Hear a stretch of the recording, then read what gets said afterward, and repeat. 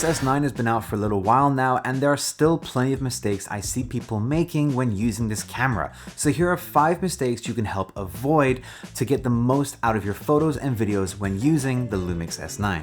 Mistake number 1, using the wrong picture profile. Picture profiles can have a dramatic effect on what you're shooting, whether you're shooting photos or videos. Now, if you're shooting raw photos, this probably doesn't matter too much and you can skip to here. But if you do want to hear about how it affects videos, then keep watching. If you'd like to shoot JPEG photos, then what picture profile you select can have a big impact on how your final image looks. For example, there are demonochrome picture profiles that will turn your picture completely black and white.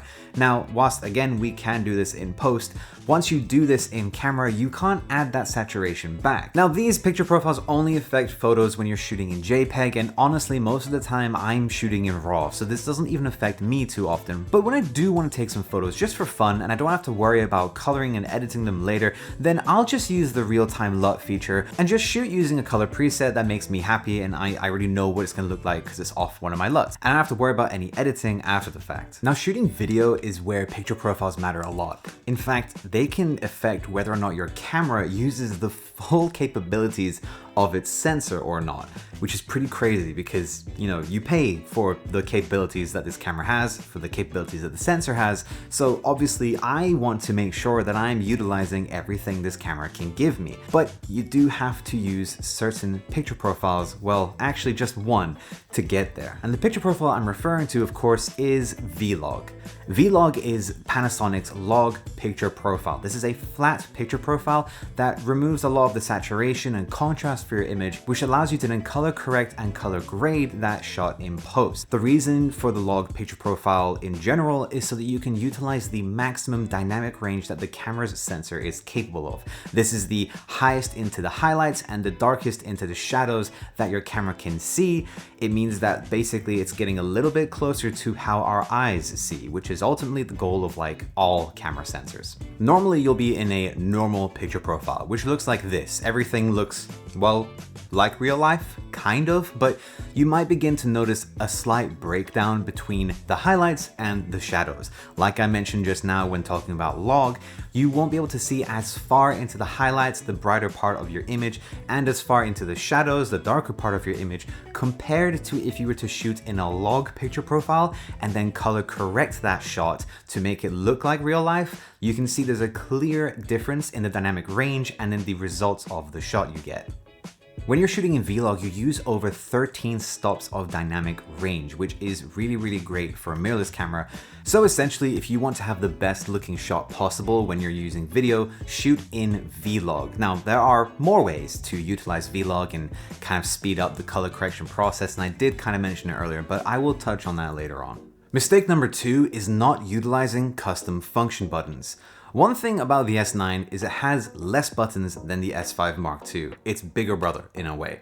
And one thing I personally really miss from the S5 Mark II is the little rubber joystick thing that lets you adjust where your camera's focusing. That is so useful. But on top of that, there's just more buttons. There's more buttons to reassign on the S5 Mark II. That doesn't mean you can't do it on the S9. In fact, I've remapped my AF on button and I have set that to operation lock instead.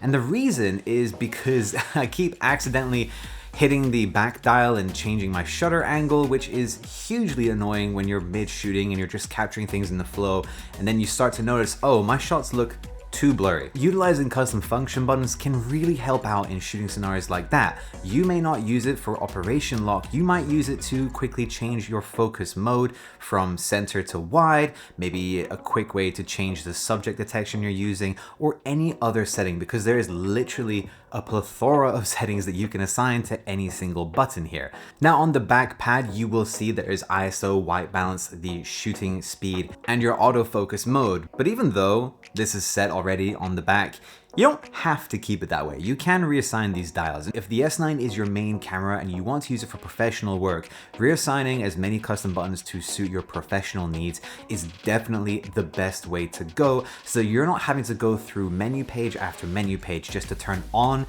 and then turn off certain settings when you need to. Hitting one button is so much easier, and honestly, it just makes the experience of using the camera a lot better. It becomes less of a headache to use and a less frustrating carrying camera is one you're gonna pull out more often. Mistake number 3 is a good one because this is my favorite topic when it comes to Lumix cameras. It is the IBIS. Lumix has the best IBIS. It's like an accepted fact across YouTube and the filmmaking community that Lumix has just put a little wizard inside all their cameras because you can walk with these cameras and get literally 99.999% perfectly smooth footage. And the crazy thing is I'm not really exaggerating that much either. I mean, I'm exaggerating about the little wizard. I haven't found him yet, but there's something in there that is working some magic because you can seriously get some insanely smooth shots. Late last year, I think, Lumix released the high option for the electronic IBIS. So you have the base IBIS, which is already great. Then you have electronic IBIS, which makes things really smooth already with a very, very minimal crop, like 1.1 or 1.2. I think it's 1.1. Then they released the high mode for electronic IBIS. This has a 1.5 times crop, but the trade-off is almost literally perfectly smooth footage. I'm talking to the point that you could compare it to a gimbal. You could probably match it with shots shot on a gimbal if you're, shooting in a smart way. Obviously doing things like the ninja walk where you walk from heel to toe so that your steps are much less noticeable and much less up and down. It's just wild because it's not actually that difficult to do. There's also Boost IS. Now Boost IS is different because it isn't actually made for when you want smooth movement. It's made for when you want to have a locked off shot, but you forgot your tripod at home. Now, as a content creator, I bring my tripod with me to a lot of places, but I'm not gonna lie, it is annoying. It's hanging off the side of my bag, and honestly, I knock into sometimes people, sometimes my wife when we're out together, and like walls and other objects because my tripod's just there and it's just hanging out. It's big, clunky, heavy, you get it. So I don't always want to bring it with me, and the thing is, as a content creator, I film myself, so there's the reason for that. But sometimes I just want to go out to get B-roll specifically, nothing of me, just of people, for example, like street photography, street videography, like I was doing in this video. So I wouldn't really need to bring a tripod, but that doesn't mean I don't want to get locked off style shots because maybe the framing's just nice, maybe that's just what I want to shoot. Being able to turn on a camera setting, and obviously I'm holding as still as I can, but then the camera takes care of the rest. It's actually insane. Do you know what? Just to exaggerate it, I'm not even gonna hold it steady. Here's another shot where I'm very obviously shaky, right? I'm kind of purposefully wiggling around. Now I'm continuing that motion, but Boost IS is turned on. And whilst it isn't as literally perfectly still as the first example, you can see that with some effort and actually caring about holding still, you can get a locked off tripod shot. So utilizing the IBIS inside your Lumix S9 is seriously an undervalued thing if you are not taking advantage of it. You can get incredible shots with minimal gear, and that is one of my favorite things about the S9. It's tiny. You can get small lenses from it. You can get smaller lenses than this from Sigma, and then you can take amazing shots with movement because of the incredible IBIS inside this little full frame 6K body. I mean, it can shoot 6K. This thing doesn't cost 6K. Oh, I hope you guys appreciate that I care about my audio so much.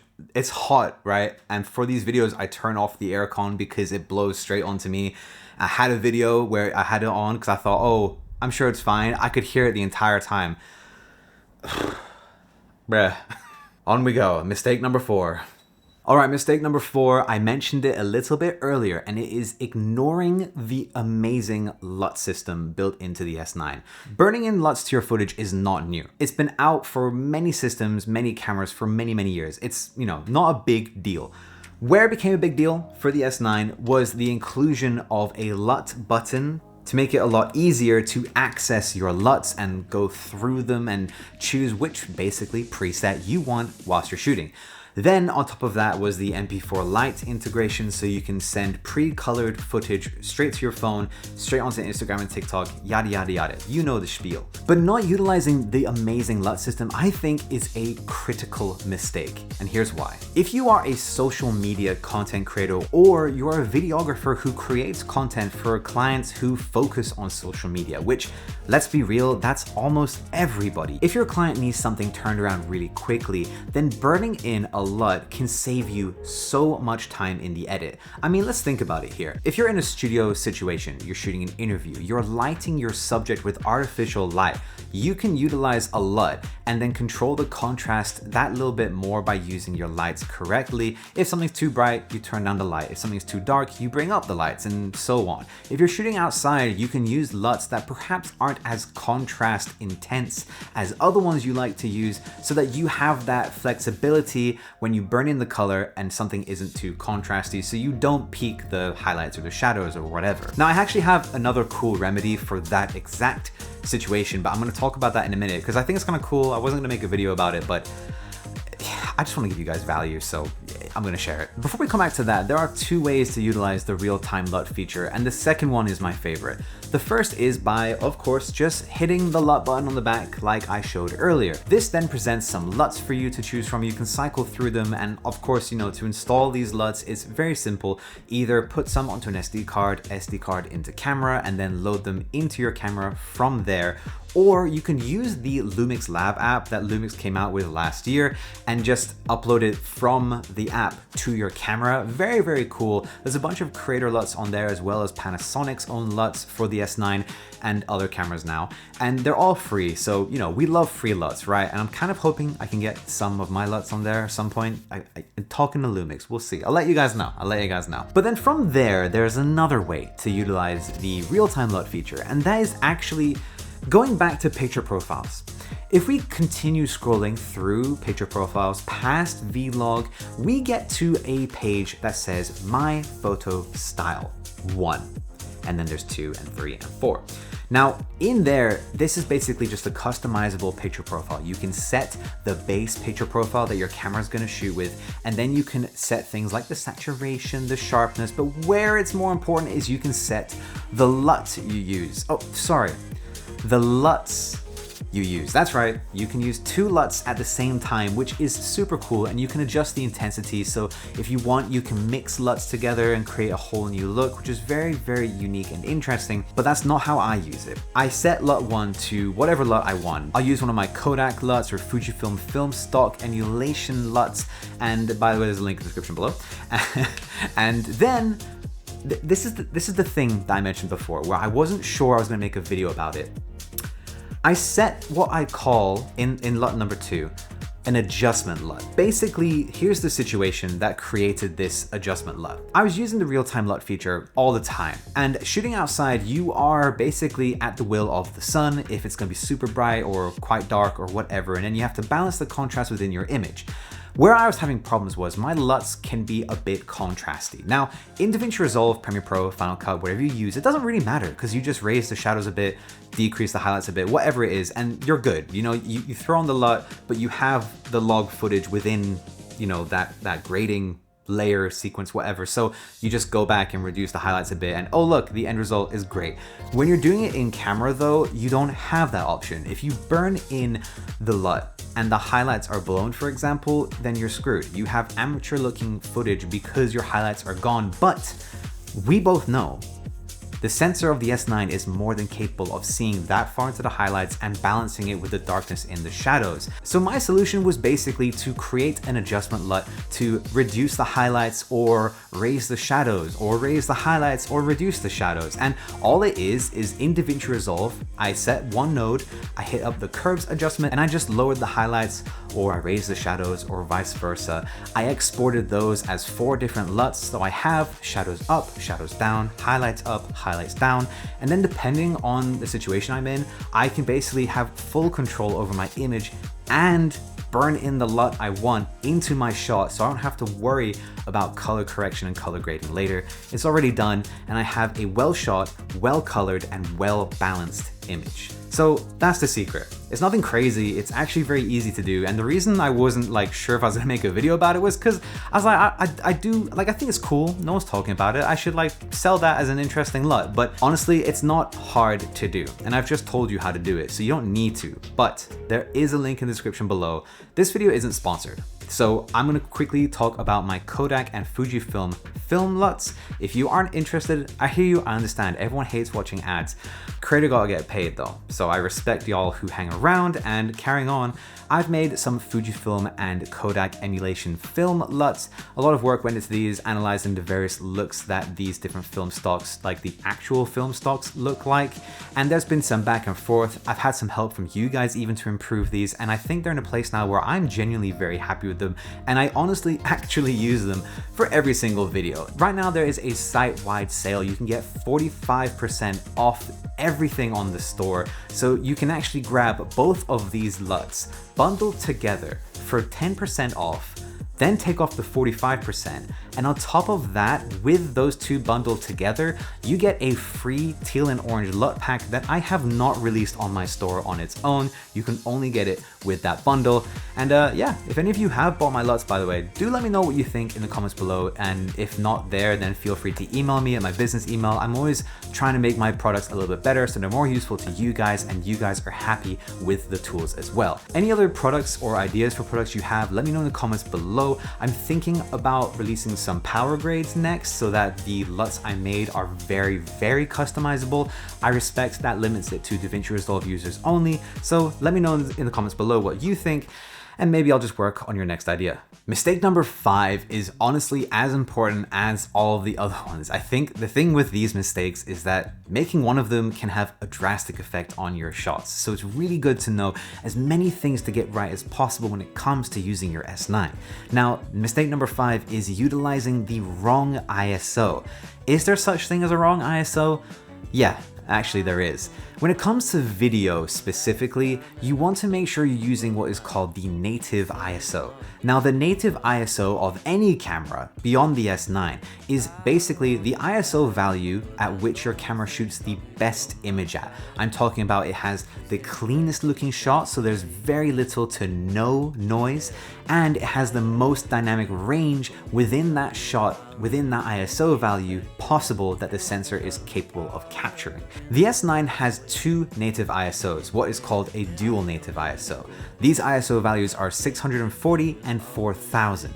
The reason we have two of these is basically it allows us to shoot in darker, lower light environments, but still get a really nice and clean shot. This is something that the A7S III was like the king of when it first came out. The A7S III had a dual native ISO of like, the second one was like 12,800, which is crazy. You can basically see in the dark and get a clean image. 4,000 is no slouch either, and I actually prefer 4,000 because I find, especially in a city, that is actually too bright. I end up NDing down even though it's nighttime because 4,000 just creates such a bright image. Now, depending where you are in the world, it might be a little bit different, but it's still great to have a second native ISO that allows us to shoot in lower light situations. Now, this only really affects video. Photographers don't have to worry about this as much because, for one, if you're shooting in RAW, there's great RAW denoising plugins for Photoshop, or I don't know why I mentioned Photoshop. I don't use it. I'm using Luminar Neo now, which is such a great program. I'm gonna make a video about it,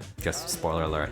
But there's like AI denoising in there too. Among other programs, Affinity Photo has a denoiser for raw photos. So it's much easier to get away with like ISO 2000 or ISO 10,000 because you can denoise the photo, sharpen it a little bit, and boom, it looks like it was shot at a native ISO. Photography, it doesn't matter too much. For video though, well, the effects can be quite drastic. For example, this shot was shot at 4000 ISO. You can see it's nice and clean.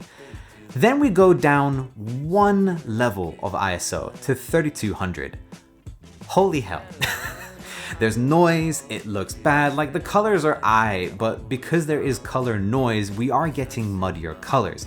But the main thing is the noise being present, and it's not great. Now, we can denoise this too, there's that argument as well, but shooting at the native ISO is always the best call because not only do you get a noiseless image, you get a better looking image from using, the native ISO to give you more dynamic range in your shot.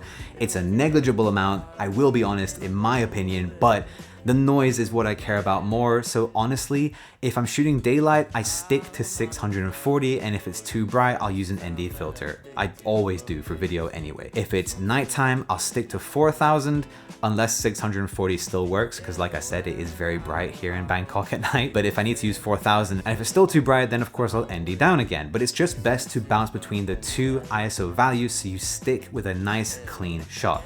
Again, photographers, you don't need to worry about this as much.